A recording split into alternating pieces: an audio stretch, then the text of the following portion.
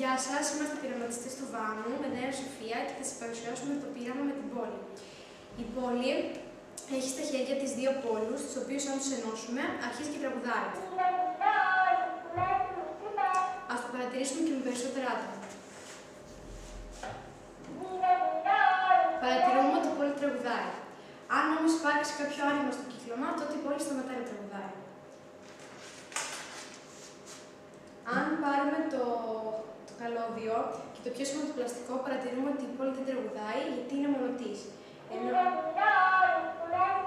Ενώ αν το πιάσουμε από το σιδεράκι, παρατηρούμε ότι τραγουδάει επειδή είναι αγωγός. Αν πάρουμε το χάρακα, παρατηρούμε ότι επειδή είναι μονοτής, η πόλη δεν τραγουδάει. Αν πάρουμε το κερί, παρατηρούμε ότι η πόλη δεν τραγουδάει γιατί είναι μονοτής. Πάρουμε και τη βελόνα, παρατηρούμε ότι επειδή είναι αγωγός, η πόλη τραγουδάει.